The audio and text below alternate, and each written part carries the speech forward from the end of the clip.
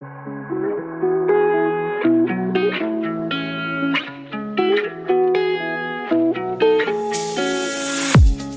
listening to an AINC original podcast. We believe you don't have to do life without a compass. Let us be your guide on this amazing journey. Welcome to Navigating Life with Vision Loss. Well, everybody, my name is Jonathan Price, and of course, no, this is not Kim Wardlow. Kim is actually on vacation, and so she deserves a nice, really long, relaxing vacation after the intensity of, the concert in the dark and all the other stuff we have going on. So it's been exciting times around AINC. We are in the process of going through a name change and some rebranding. So lots of meetings with different companies and getting out all that together. So she deserves a much needed rest. But so today I am taking over the show. Again, my name is Jonathan Price, and I am the podcast producer here at Audio Information Network of Colorado. And my guest today is none other than Denny Moyer. And Denny has been on, I know you've been on Aftersight at least once. Yes. Have you been on any of our other shows? I think you've actually been on Navigating Life with Vision Loss with Kim back when we first started. Or do I have that wrong? I'm not remembering that. So I'm going to go. Well, I know you've been on Aftersight. I have, yes. And that's a really cool episode. So I'll link that in the show notes. But Denny, did you survive this massive rain for 3 days? My grass and my yard is growing like crazy. I have to mow it almost every day. It's great, actually. It's a lot of rain, and having moved here from the Midwest, one of the reasons was to get away from those dark days. But after living in Colorado for 20-some years, it's nice to have a little bit of rain. It is. Yes. And everything is smiling. Everything is blooming. And yes, the grass is growing, but it's green, and who knows how long that'll last, right? Yep. My daughter on Thursday, or this last Thursday, she said, "Dad, how long has it been raining?" And I was like, well, it's been raining, I think, since Tuesday. She's like, "Dad, I miss the sun." And I was like, "Don't move to Seattle. Don't move to Seattle." And so she had a good laugh at that. Tell me, Denny, what is your favorite part about May? About May? Mostly that things start to bloom. I love walking because all of the scents from all of the different trees, the lilacs, and yes, I absolutely adore that time. Unfortunately, I also have allergies, so I go home and I start sneezing. But just there's no other time of the year where it smells like this. I love the fall because of the smell of the leaves and, falling and things like that. But it doesn't even come close to comparing to, I think, the scents in the springtime. It's phenomenal. Do you eat local honey? I do, actually. And it does help. Way too much of it. Yes, it does help. A little quick tip for everybody out there. If you can find the most local of honeys, it will actually help with your allergies because they pollinate from the flowers that are around you. So little health tip for you out there. So I personally like fall better. You mentioned fall, but I do love the spring, the lilacs. And the thing that bothers me the most about the spring is that, it'll be beautiful one day up to 80, almost 90 degrees, and then it'll be 40 the next day. And it's just like this weird balance in all the pressures and the weather. And so that's annoying, but that's Colorado. I mean, you grew up here, you understand that that's Colorado. Yes.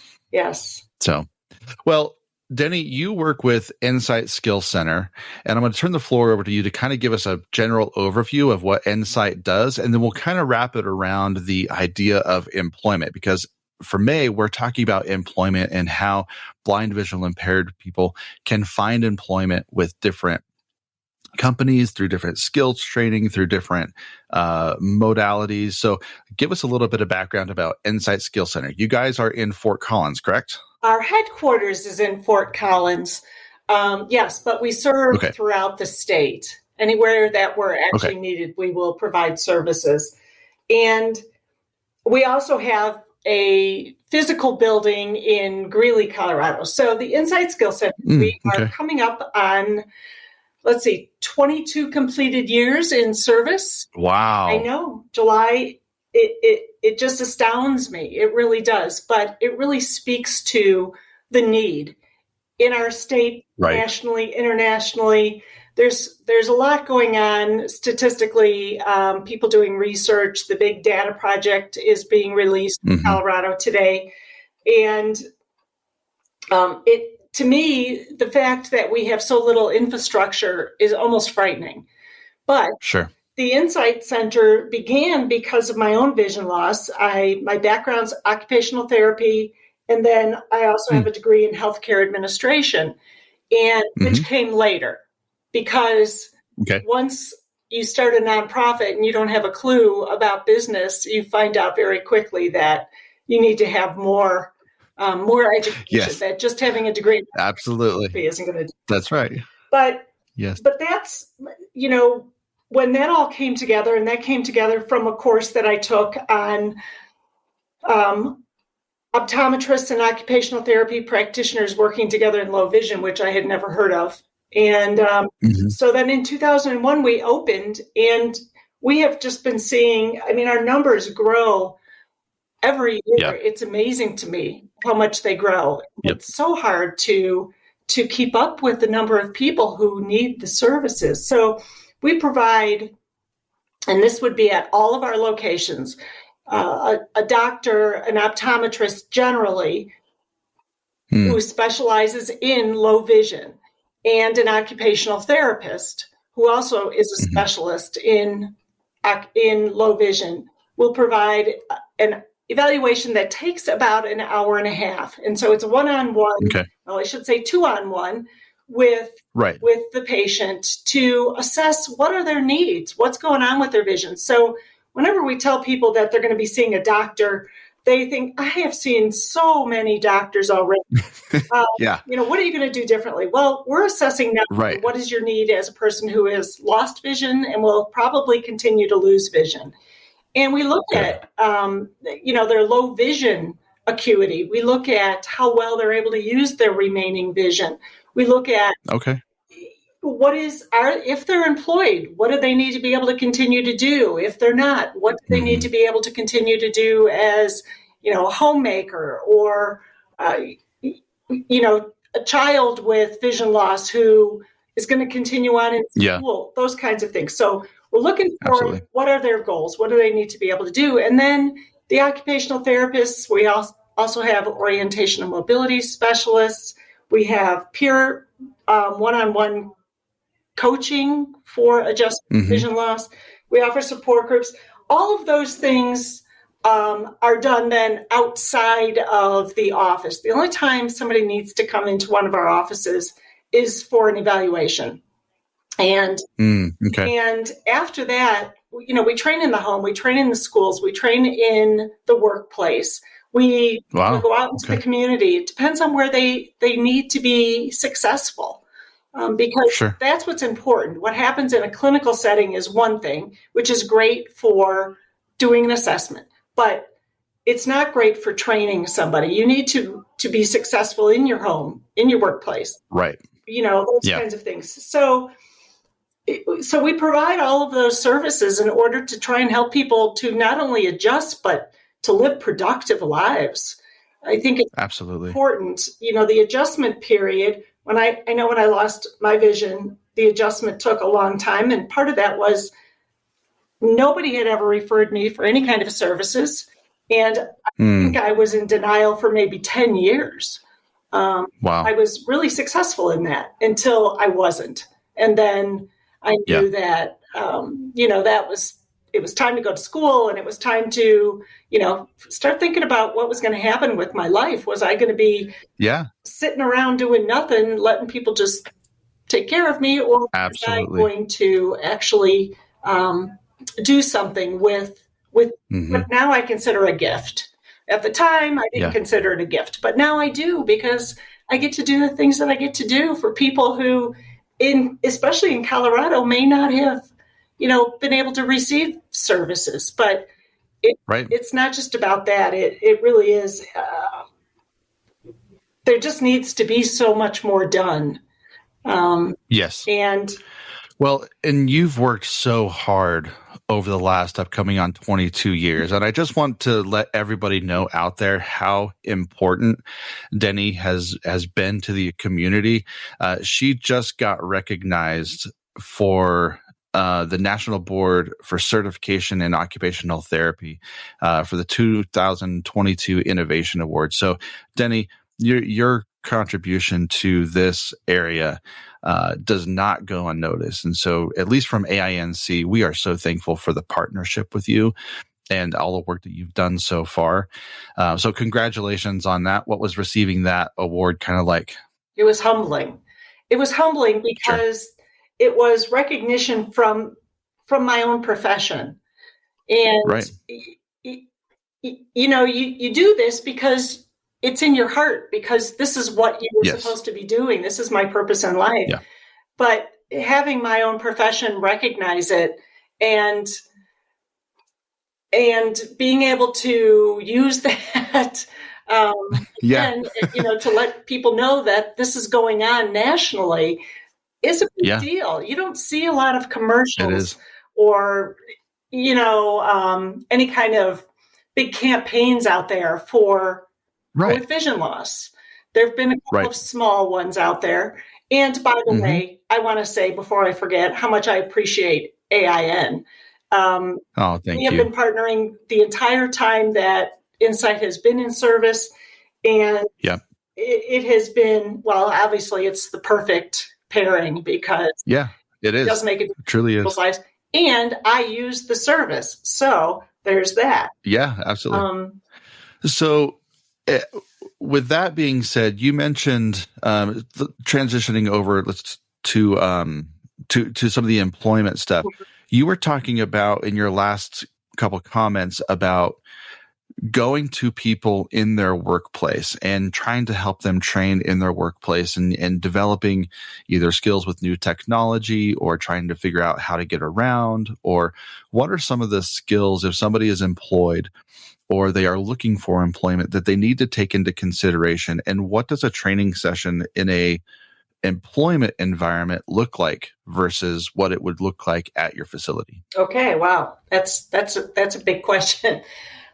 Sorry, no, I'll throw it all at you. So there's a couple of parts to the whole vocational and employment program as far as Ensight is concerned. So there are actual courses that we offer to train people to get jobs. But that's the piece that you're asking about is our staff actually going in and helping people. We've all heard about, ergonomics and helping people to set up a desk that's ergonomically correct and all of that. Right. And it's much like that in that we help not only the client that we're seeing, the consumer that we're seeing, but the business see what the needs are for the person that we're actually working directly with. So for our consumer. And so we go in and we, first of all, look at their workspace. We have to have some sort of an analysis of what their job actually is. What do they need to be able to do? And we go in, we look at their workspace, and we can make recommendations, some for safety, although safety is not the biggest issue. The biggest issue is to be able to complete your tasks, and often that has to do, they're visual tasks, right? Even if they're totally non-visual, the tasks that we have to complete are visual tasks. And it feels like such an oxymoron to say that the tasks are in this situation are more important than the safety. That's such a kind of like backwards mentality from what we've all been taught. I know, but I love it. And the safety part is important, and making sure. Right. Yeah. That's one of the obstacles for people with vision loss getting employment is everybody is worried about safety. And if they've had, if we have had proper training, then the safety issues are no greater than they are for somebody that has normal 20/20 vision. Sure. Sure. Yes, we trip, we fall, but who doesn't? People trip over cords. I was walking on a tile floor, and now I stepped into the carpeting, and my feet, Yep. they caught or what. Yep. Or I'm looking. I slip on ice and I absolutely lose my mind. I get so angry if I slip. I know. And I try to be really careful too, but Yeah. we're mobile people. We're distracted by our phones, I've always got earbuds in. I'm always either listening to a book, listening to the news, listening. So we get distracted. But when we go into the workplace, we want to be sure that they're going to be able to do their job in a timely manner. And in working with somebody who's visually impaired, the chances are good that the task is going to take a little bit longer because there are more steps that are involved. But teaching people that if they're low vision, for instance, which is the majority of the people that we see, if they're using a larger screen, if they're using the proper software, whether it's Zoom Text or just the Windows magnifier, whichever form of magnification they prefer to use, if they've got appropriate glasses, if they need those, and if they are using electronic magnification, making sure that the setting is organized enough that they're going to be able to complete their tasks. Using iPads now is a big thing. Some people have gone paperless anyway. And so having a stand next to your computer for your iPad so that if you're having to, go back and forth, it's just a matter of making sure that they're organized, but that they also have the correct tools, and which could include, the proper lighting, not sitting by a window, all of those kinds of things. And we have found that when companies let us come in, they're really open to the changes. And I think they're always afraid when you talk about making things accessible that we're talking about knocking out doors and building big ramps. And it's like, yes. It's kind of like when you tell somebody that you're visually impaired and they ask if you can read lips. It's like, or sign language, do you have sign language? It's like, well, no, but my ears still work. So we just have to make sure that the setting is appropriate. Yes, there is a safety component to it, but that the person who they're hiring is going to be functional, because you don't want it to be a situation where the employer is saying, oh, they're so slow. I feel like I've got to have two people to do their job just to keep them on. We don't want that. We want them to be successful. No. And so we'll go in. Absolutely. We can do some coaching on those kinds of things. The first, we're not going to stay in and keep coaching, but we can go in, help them get things set up, make sure that the organization is working. And if it's not, we try to adjust to that. Okay, well, what's going to work better? How do we need to set this up better? How do we need to work with you? Are you not using your remaining vision well? Because part of our training, when it comes just to Ensight, is we assess exactly where their best remaining vision is, which eye, where in the eye. And we teach them how to use that, how to use it effectively. And so we want to make sure that they're doing that when they're at work as well. Of course, it depends on what their job is, but go ahead. I feel like you have a question there. Well, it was, I didn't want to cut you off because you were on a roll, but you talked about the transition, and I have two questions, and I'll start with this one. The first one is working with the employers. You mentioned that they were being scared or nervous or apprehensive about either hiring somebody who had a disability or needed help in the accessibility arena. And how do you guys navigate? Do they invite you in, or do you reach out to them, or when do you guys come into that process? And then the second part of that question is, how long does that transitionary period usually take? So it can be either one of those, but in general, it is somebody has come to us, a consumer has come to us, and they want to be able to keep their job. And So we'll do an assessment with them, and then we can contact their employer, or they can talk to their employer and their employer will invite us in. So it can happen either way. We have had a number of people who work for government agencies where they have the agency has contacted us and asked us to come in and do an assessment and to do training. So gotcha. I have found, though, actually, now that you've said that, we've had more with the government than anything. I think that really maybe less afraid, maybe more aware of ADA and those types of things. So yeah, that can happen either way. That's interesting. What does the transitionary time look like? So you get called, you come in, and they say, okay, let's assess this. Is this like a 1 day, a one-off thing, or is this over like a week, or what does that process look like? So again, when somebody comes to us, everything that we do is based on their goals. We don't have a curriculum, so to speak, for our patients, for our consumers. So it really depends on what level they're already functioning at. And if they've been in their job for a while, they already know their job. What they don't know is the tools that can be helping them. And so we go into really to not only set those things up, but then to help train them on those in their work environment and to make sure it's working efficiently. So it could be a one-time. And you know what? Age makes a difference too, right? Sure. And so it could be one time more often than not. It's at least 2 to 4 times, but it can just be a one-off. If they are being successful, the thing is we always let our consumers know that they can call us anytime.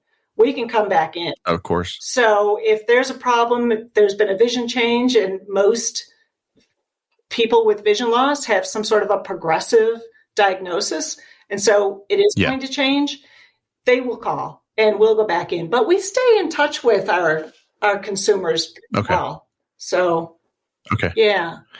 That's great. Do you guys provide like job listings or job support in that area, or is it just training? So that for what we were just talking about, we are just providing the training, but we did sign up over a year ago with World Services for the Blind to provide courses that facilitated learning courses, if you will, so that they could learn these courses online and that we would facilitate them.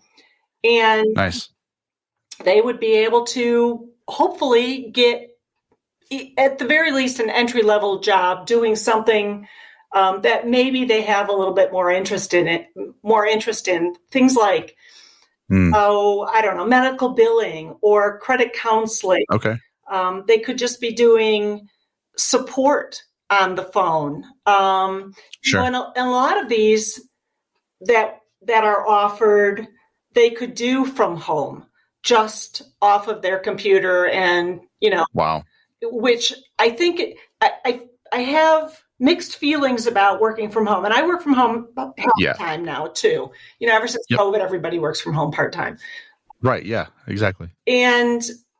But I feel like when somebody's working 40 hours a week or whatever it is from home, that they're missing out on people, right? They're missing out on social, that relationship. Yeah.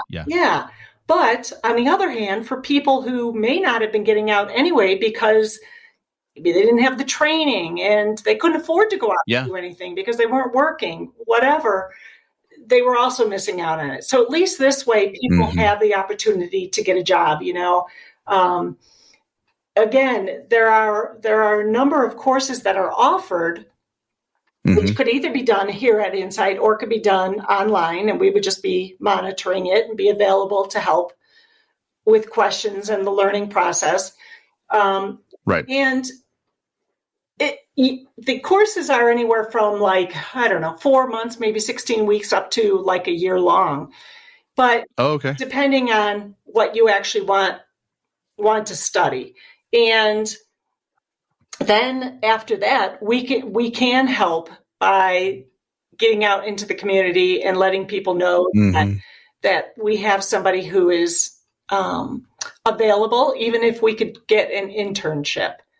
So this is a program we've been trying to get off the ground for a while, and we are working with the Division of Vocational Rehab to get that done. And it's been slow going. I'm not 100% sure why, but it has been slow going. But we continue to push on that, because I think it's important. As we know, you know this, Jonathan, that the employment rate for people with vision loss is 40%.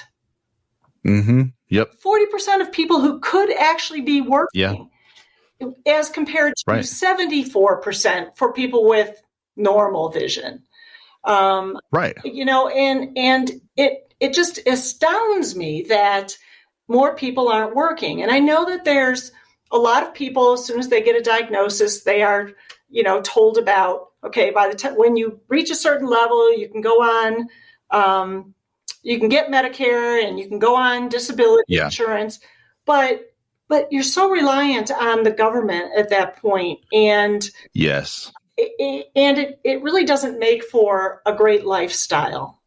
No, it doesn't. Relying on that kind of money. And the truth is, not everybody knows this, but you can be receiving Social Security disability insurance and working. So, you know, you just need to know what the state parameters are for that and how much you can make and how many hours and the reporting system for that. You can do that. So you can have both. If you're afraid to let that go, you can certainly, you know, hang on to that and get a job from home, you know, 15, 20 hours a week, and have extra cash to support yourself or your family or whatever. And or put yourself through school, you know, for a bigger degree. Absolutely. Well, and you mentioned in your previous comments some of the job types that were, I guess, being had or that they could apply for. When you go into different environments, what are you seeing? If you can elaborate more on the types of jobs that you're seeing blind and visual impairment people get, because a lot of times people, at least in my experience, people have like, well, I can't get a job because the only thing I'm skilled for or qualified for maybe just like a burger flipper at McDonald's, or, you know, they have this really low expectation and low bar. So give us some hope. Give us some exciting things that you can still do. Well, let's see. We've worked out at DIA. We had a client that worked out there in an upper level position, which I would consider upper level, but anytime I can fly for free, I would consider that upper level. Absolutely. I can travel for free. Yay. I'd love to travel, man. I know. I'm a big traveling person, but the person was losing the ability to be able to find their way around the airport. And then with all the construction, that became an even bigger issue. So the biggest issue for them was being able to get from point A to point B. That was a big issue. Let's see, more recently, well, my husband owns a automotive repair shop in Loveland and Metric Motors. I'm going to give him a plug. And he hired a gentleman who is visually impaired. And so he's a service advisor at the front desk, and he works on a computer, you know, having to do scheduling, looking up parts and, you know, doing all of those pieces. I couldn't tell you their whole job description, but he was struggling to be able to see, you know, all the different forms that pop up on the computer screen. So we were able to go in and help with, first of all, we did an evaluation with him and figured out what were his needs visually. And then we were able to go in and, without a lot of, you know, fussing, have him, you know, be able to see his screen and be able to, you know, not make mistakes, because mistakes can be costly on the job site, right? And absolutely. And so you want to make sure that people are minimizing that, because that's a sure way to make somebody go away. And that's not what we want to show. And this is a guy who's been working his whole life and he doesn't want to go in and do a sloppy job. So, so that was another one, but mostly they are desk jobs. I'll be honest. They are mostly. That's great. They are. I mean, people are working. We've had a couple of people from CSU who work in the offices at CSU that we've worked with. Okay. So yeah, pretty much any set kind of all over. It's not going to make a difference for us because we're just that's great for them and doing the training with their employers on what they need. And we do try to keep the accommodations to a minimum as far as the cost to the company. Sure. The schools, it's a little harder when we've gone in and worked with the school systems because it's really hard to infiltrate their softwares. Oh, yes. Yeah. Oh, it's so hard. So that can be a problem if you're telling them that we need to download another software or thank goodness Blackboard for education is just notoriously horrible. Yeah, see. So that has been a little bit more difficult, but little by little they're actually better if you start giving them things just a little bit here and then maybe now we can add something. So that works out a little bit better. But yeah. Man, Denny, that's so cool. All the stuff that you guys are doing. What's a takeaway that you want everybody to realize? We've talked a lot about, trying to get into a job, how to make that transition, the timing of the transition. It may feel a little overwhelming for people who have either just lost their vision, they're going through vision loss. What are some encouraging words and what do you want people to take away from our conversation today? That they can still do anything that they want to do. They just may have to do it differently. And they may have to prove themselves a little bit. I've had to kind of push into every job that I've ever had where people felt I was qualified, but let's give it 60 days and see how this goes. And you may have to push into that a little bit, but boy, that's an opportunity, isn't it? To show people what you have and to advocate for people with disabilities and say, we can still do whatever we want. It's just that we may have to do it a little bit differently. And it takes a little bit of humility to say, you know what, I'm struggling in this area, but I'm going to fight through this and I'm going to make sure that I'm the best damn employee ever. And you just keep fighting and you become stronger and you become more humble, I guess, in a sense, but you have more pride. And that pride can lead you to immensely wonderful things. So I love that idea. Yeah. I love that idea. Yeah. How do people get a hold of you at Ensight? So the best way is to call us at 970-407-9999. And I'll say it again. It's 970-407-9999. They can email us if they'd like at info@ensightskills.org. They can go to our website. There is a way to contact us from our website. And, I think that those are the major ways that I would say you could text, but that's probably not going to be unless you have a contact, the easiest way to get hold of us. But those are the best ways. So, www.ensightskills.org will get you all of our contact information. And we look forward to hearing from people. We want to talk about these projects. And you guys have a ton of stuff on your website. I mean, things from events, you've got education, and you cover everything. You've got a blog, you've got different resources, you guys have a ton of stuff. And how many people do you guys employ? Is it how many? There are 19 of us across the state. We have, I believe, 7 locations, mostly along the Front Range. And then we also have a traveling program. So we go over to the Western Slope. But we don't have anybody, unfortunately, that works for us on the Western Slope. So we send a team over. Gotcha. We we tried to keep our costs down by having mostly part-time staff and as-needed staff. Right. So that all of the money we get from grants and things can go to services. But it's getting more difficult because we have more and more people who need our services. And so we're having to have people on.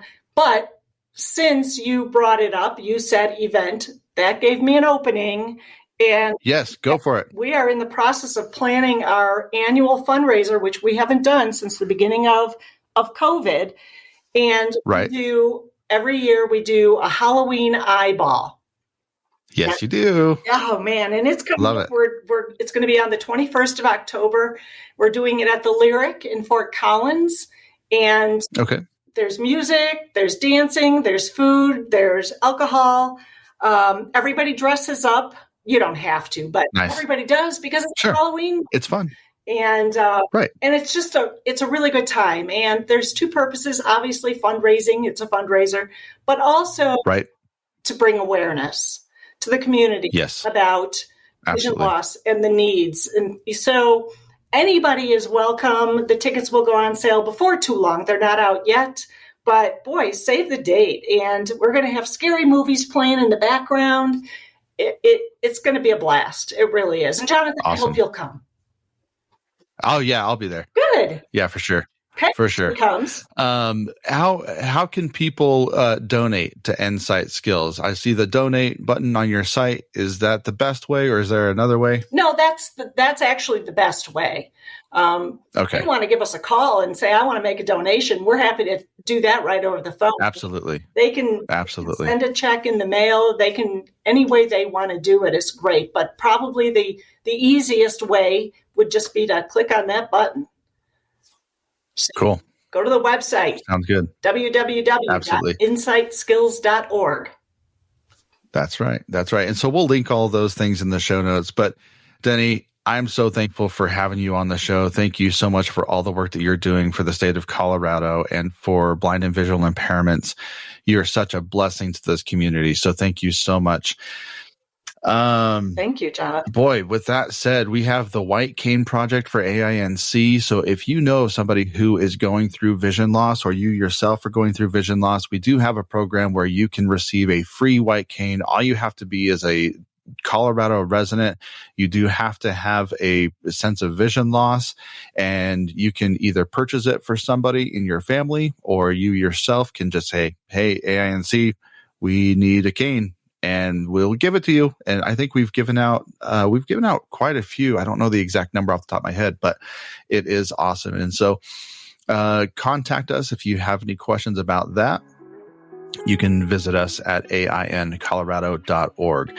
With that being said, again, Denny, thank you so much for coming on. It was such a fun conversation with you. Thank you, Jonathan. I enjoyed it. Absolutely. Well, for AINC, Kim Wardlow, this is Navigating Life with Vision Loss. We'll talk to you guys later.